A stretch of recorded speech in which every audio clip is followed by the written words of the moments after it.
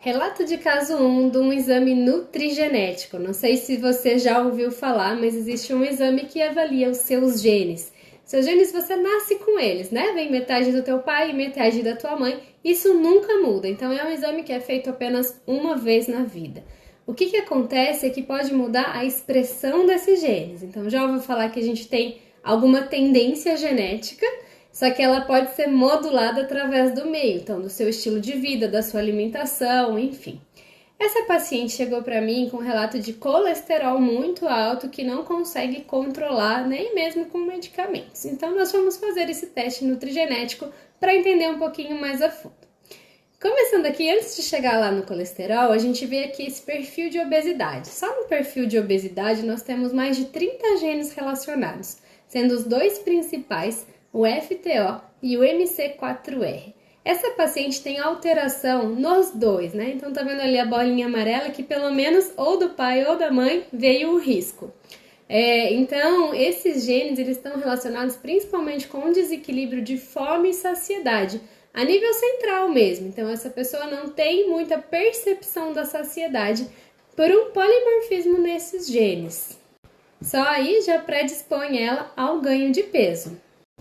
Além disso, ela tem dois genes aqui relacionados à redução do gasto energético, que é o ADBRB2 e o BDNF, e o CP2 que está relacionado com a redução da termogênese, ou seja, ela gasta menos caloria e não tem esse controle de fome e saciedade.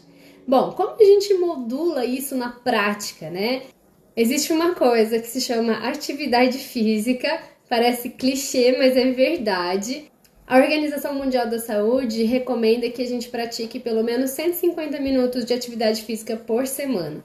No caso dela, que tem principalmente o FTO e o MC4R que carregam outros genes, ela precisa praticar pelo menos 300 minutos por semana, ou seja, 1 hora por dia, 5 dias na semana, pelo menos. A gente consegue bloquear ou modular a expressão desses genes e aí a gente consegue controlar o ganho de peso e até a relação da saciedade.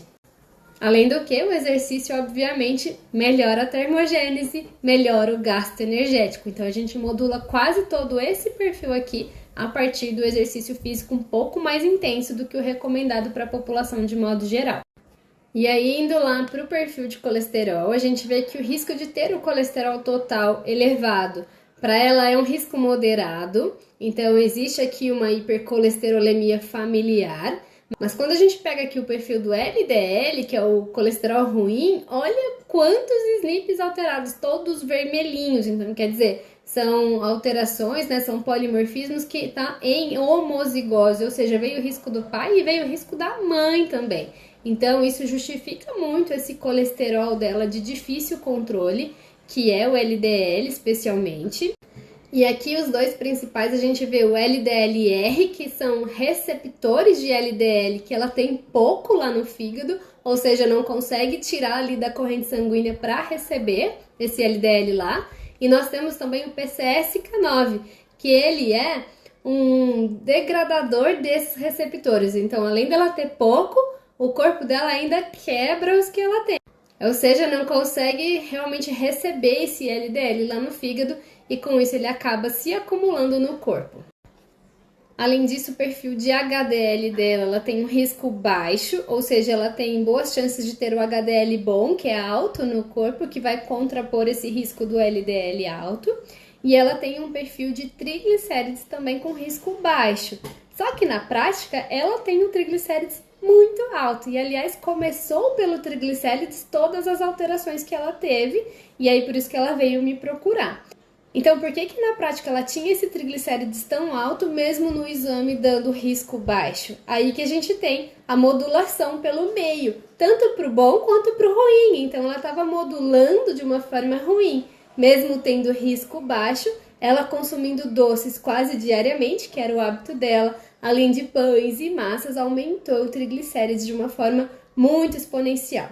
Eu não mostrei aqui para vocês, mas lá no perfil de diabetes também, ela tinha vários SNPs com polimorfismo, gerando uma resistência à insulina. Então ela não metabolizava muito bem a glicose que estava entrando e estava se acumulando na forma de triglicérides. E o triglicérides, com certeza, é um exame que vai baixar muito mais rápido do que o colesterol, porque com estratégias de meio, ela não tendo os riscos, né? A gente consegue modular isso muito mais facilmente que o colesterol. Então, depois de modular o triglicérides, modular a glicose, isso ela já vai começar a emagrecer. Quero que ela faça exercício, ela já faz um pouco, mas eu quero que ela aumente para modular também aqueles genes relacionados ao sobrepeso e à obesidade. Com todas essas alterações, o colesterol também vai começar a ser modulado. Além disso, logicamente, nós temos estratégias específicas para o colesterol. Então, o uso do ômega 3 é uma estratégia muito boa. A prática de atividade aeróbica, que já faz parte do programa. Podemos usar alguns extratos vegetais, como a berberina, o extrato do arroz vermelho fermentado e algumas outras estratégias de chás amargos, que também funcionam ali próximo do almoço para desviar a síntese do colesterol, para formar sal biliar e aí ser excretado pelo intestino. Mas aí são estratégias que a gente vai montando. Obviamente, essa paciente ela está em acompanhamento com o cardiologista também, para a gente sempre avaliando os riscos, né, e não deixar ter nenhum problema aí, mas é assim que a gente interpreta. Essa é uma pequena parte do exame genético. O exame genético tem mais de 70 páginas, mas a gente vai interpretando por bloquinhos. Comenta aqui se você tem alguma dúvida sobre esse teste e compartilha.